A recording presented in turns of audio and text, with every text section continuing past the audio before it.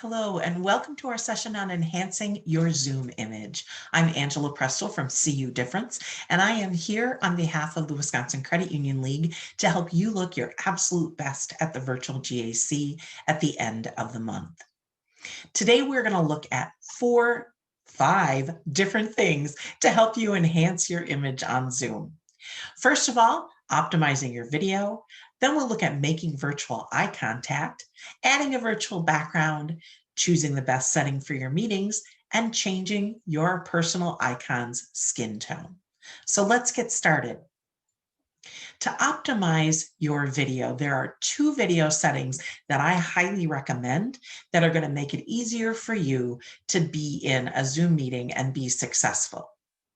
So to get to these video settings, next to your stop video icon or start video icon, depends on whether you've got your video on or not, you're going to see a little up arrow or a caret.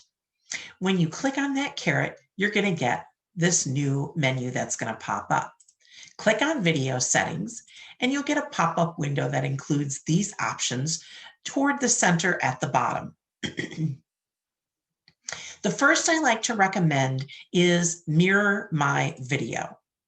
Now, with what Mirror My Video doesn't change the way other people see you, but it changes the way that you see yourself.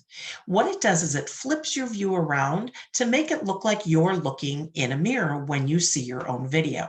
This is really helpful if you've got hair that parts to one side like I do, if you're wearing a tie or other things that you want to make sure are straightened and looking your absolute best before you meet with your representatives.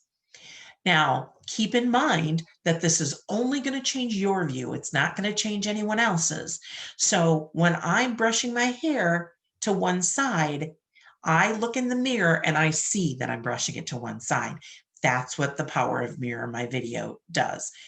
If there's other things, if there's writing on your wall, if you've got bookcases behind you, or if you're using a virtual background, the writing is going to look flipped to you, but trust me, it's not going to look flipped to anyone else. So go ahead and try Mirror My Video and see what you think about that. Next up is Touch Up My Appearance. Now, Touch Up My Appearance is very nice for anyone of a certain age, like myself. It just gives you a little bit more softening, so all those lines and wrinkles don't show quite as much. I highly recommend it, especially if you've got that first button clicked, which is Enable HD. There are some shots that you don't want in HD. Sometimes we want to have it softened up just a little bit. So again, select that little up caret, video settings, and you'll see Mirror My Video and Touch Up My Appearance. Next up is making virtual eye contact. We're going to talk a little bit more in the technology session about how to get the right eye contact and the right eye level for your computer. But for now, what we're going to talk about is looking at your camera. This is very unnatural. It takes a lot of practice, but there's huge power in making eye contact, especially if you're meeting with lawmakers that need to see that you are sincere and that you're honest in what you're bringing to them. Right now, I'm looking directly at my camera.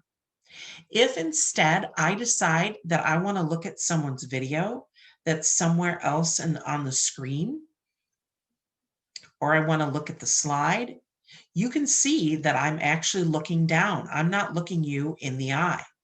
So there's a difference when I lift my head and I look you in the camera. That's how we make eye contact online.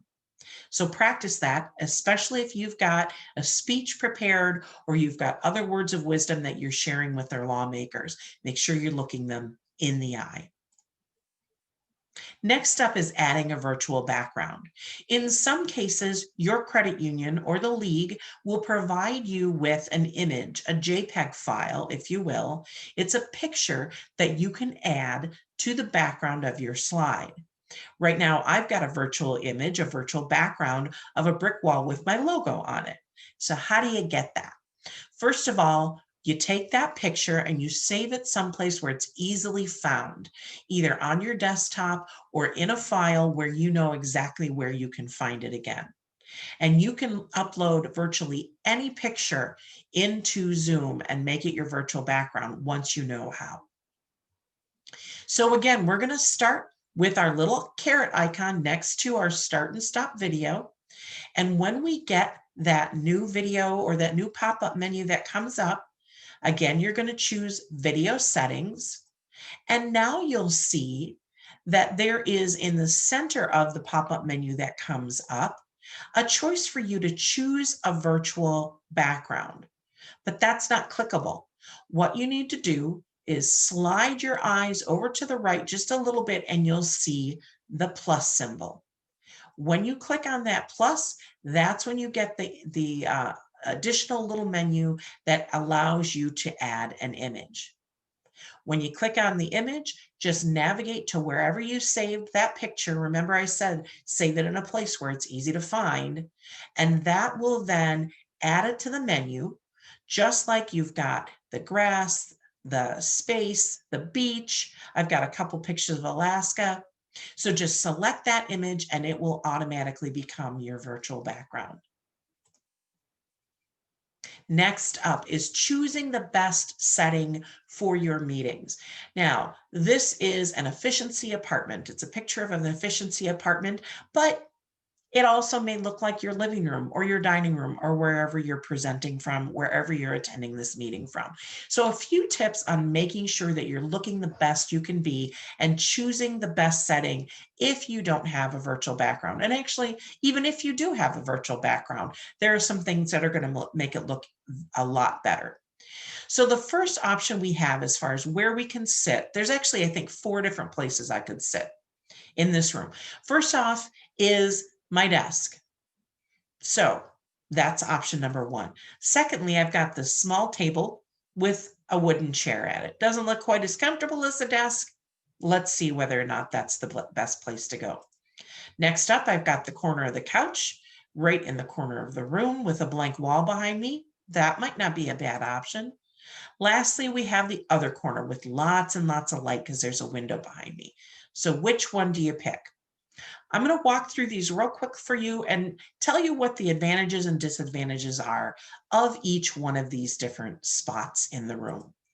First off, at our desk. Granted, we've got an office chair here. We've got a desk, so we've got working space. Here's the disadvantage.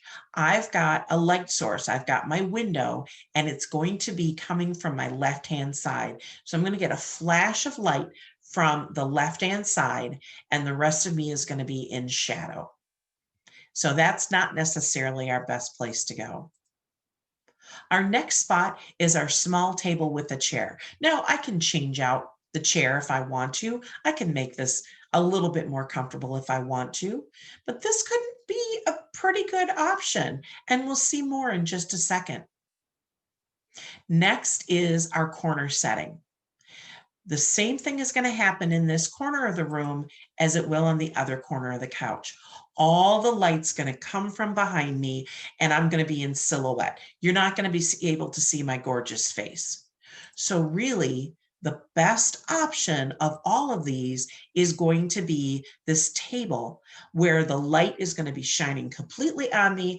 I've got everything from the window in front of me, all the light sources in front of me. So that is going to be my best option. I don't have the distractions of the bookcase behind me. I don't have other things that are going to be visually distract from how gorgeous I am. So that's what you're going to want, is to have all the light coming from in front of you and not a lot of distractions behind you. Last but not least is, how do I change my icon's skin tones? We're very familiar at this point now with the little icon, the little caret icon next to start my video or stop my video. I'm also familiar with video settings. Now, when I pull up that menu, I'm going to see that it circles or it selects the video menu. I don't want the video menu in this case. I've done everything I can do with that video menu. Instead, I want to click on General, which is right above Video. Now, when I click on General, I'm going to get a new set of options available to me. Don't worry about all the little boxes that I can click on. What I want you to focus on right now is those icons down at the bottom. So I can change my reaction skin tone so that when I do my little applause or my thumbs up, it matches more closely to my personal skin tone.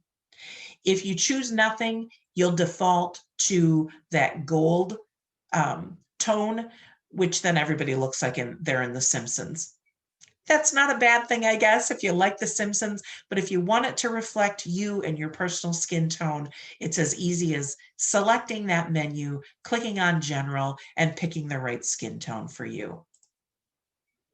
Thank you so much for joining us. Today we learned how to optimize your video, make virtual eye contact, add a virtual background. You got to choose the best setting in your room for your meetings. And last but not least, you learned how to change your icon's skin tone. I'm Angela Prestel, and I invite you to join me again for our next session so that you can learn how to get started with Zoom tips if you haven't seen that one yet, some technology tips to shine online, and a few Zoom tools that every meeting leader should know. So join us again for the next recording.